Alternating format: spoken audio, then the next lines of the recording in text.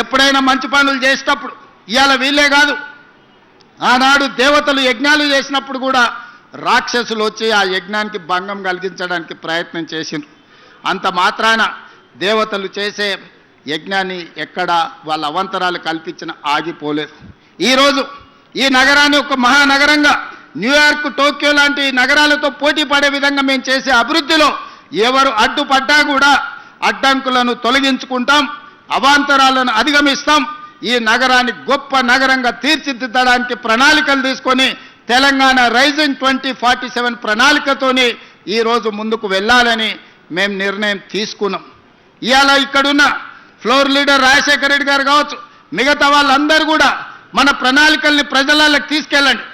మీరే ఈ కార్పొరేటర్లు, ఈ జంట నగరాల్లో ఉన్న ఈ శాసనసభ్యులే ప్రజలకు వివరించండి. ఈరోజు ప్రజలకు అభివృద్ధి కావాలి, ప్రజలకు రాజకీయాలతో సంబంధం లేదు. ప్రభుత్వానికి కూడా ఇప్పుడు రాజకీయాలు చేరుకోవాలనుకోవట్లేదు. ఎన్నికలు వచ్చినప్పుడే రాజకీయాలు, ఇప్పుడు అభివృద్ధిని చెయ్యడమే మా బాధ్యతగా భావిస్తున్నాం. అందుకే ఈరోజు ఔటర్ రింగ్ రోడ్డు ఇన్సైడ్ ఏదైతే హైదరాబాదు నగరం ఉందో కోర్ అర్బన్ రీజన్గా ఇవాళ తీర్చిదిద్దాలని, ఔటర్ రింగ్ రోడ్డు నుంచి ఈరోజు రీజనల్ రింగ్ రోడ్డు దాదాపుగా 363 కిలోమీటర్లతోని రీజనల్ రింగ్ రోడ్డుని ఇవాళ RRRను మనం ప్రణాళిక చేసినాం. అక్కడి వరకు సెమీ అర్బన్ రీజన్గా రీజనల్ రింగ్ రోడ్డు అవతల మిగతా తెలంగాణ ప్రాంతాన్ని రూరల్ తెలంగాణగా 3 లేయర్లుగా ఈరోజు తెలంగాణ రాష్ట్రాన్ని విభజించాలనుకున్నాం. రాబోయే 100 రోజుల్లో కోర్ అర్బన్ రీజన్కి సంబంధించిన ప్రణాళికలు సిద్ధమవుతున్నాయి.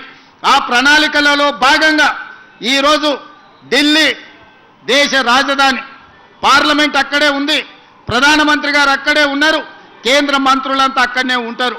కానీ కాలుష్యం పెరిగిపోయి అక్కడ పాఠశాలలకు సెలవులు, పార్లమెంటుకు సెలవులు, ప్రజలు రోడ్ల మీదకి రావడానికి సెలవులు.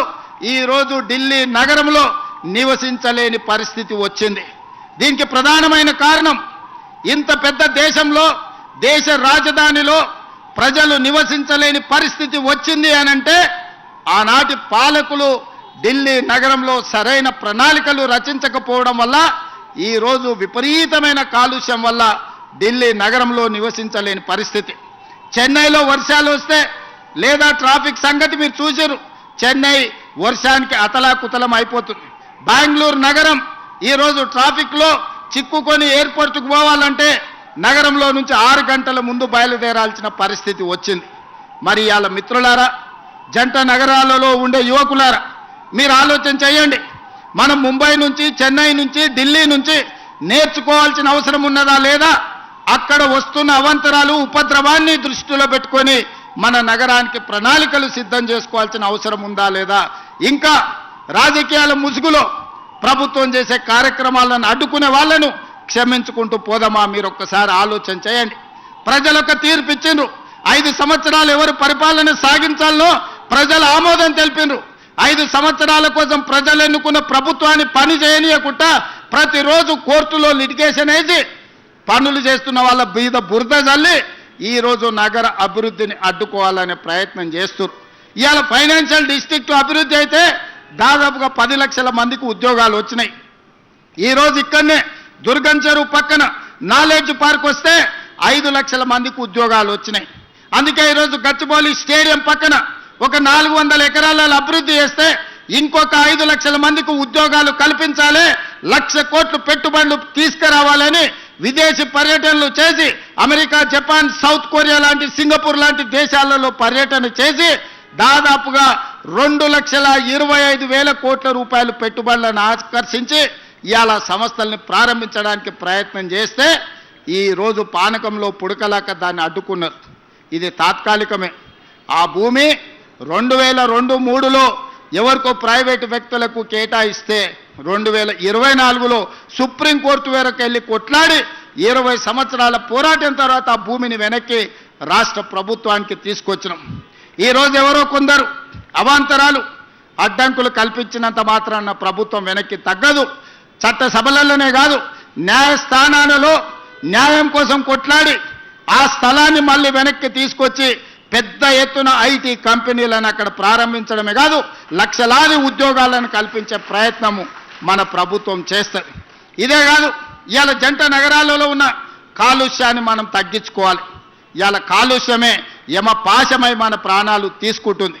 ఇవాళ చాలామంది మీరు చూస్తున్నారు నగరంలో కాలుష్యం ఎట్లా పెరుక్కుంటూ పోతుందో. అందుకే నాలాల అడ్డంకులు తొలగిస్తున్నాం, చెరువుల కబ్జాలకు విముక్తి కలిగిస్తున్నాం, రోడ్ల వెడల్పు కార్యక్రమాలు చేస్తున్నాం, ఫ్లైఓవర్ బ్రిడ్జ్లు కడుతున్నాం, అండర్ పాసులు కడుతున్నాం. ఈరోజు ఎక్కడ ఏమి కావాలన్నా రాబోయే 100 సంవత్సరాలకు ఈ నగరం ఏ విధంగా ప్రజలకు ఉండాలో ఈరోజు బ్రహ్మాండమైన ప్రణాళికలతో ముందుకు వస్తున్నాం. మా మిత్రులు పొన్నం ప్రభాకర్ గారికి నేను ఆదేశాలు ఇచ్చిన, నగరంలో ఆర్టీసీ బస్సులు, డీజిల్ బస్సులు ఎక్కువ కాలుష్యాన్ని వెదజల్లుతున్నాయి. ఈ నగరంలో 3000 ఆర్టీసీ బస్సులు తిరుగుతున్నాయి. ఈ డీజిల్ 3000 ఆర్టీసీ బస్సులను ఔటర్ రింగ్ రోడ్డు లోపల వద్దు, బయటికి జిల్లాలకు తరలించండి. ఈ నగరంలో మొత్తం 3000 ఎలక్ట్రిక్ వెహికల్స్, ఎలక్ట్రిక్ ఆర్టీసీ బస్సులను మీకు ఇస్తామని చెప్పి కేంద్ర ప్రభుత్వంతో మాట్లాడి రాబోయే సంవత్సరం లోపల నగరంలో మొత్తం డీజిల్ బస్సులను నగరం అవతలికి తరలించడమే కాదు, 3000 ఎలక్ట్రిక్ బస్సులను నగరానికి అందించి కాలుష్యాన్ని తగ్గించే ప్రయత్నం చేస్తాం. ఇదే కాదు, ఈరోజు ఆటోలలో కూడా డీజిల్తో పాటు కిరోసిన్ లేకపోతే పెట్రోల్తో నడుపుతున్నారు.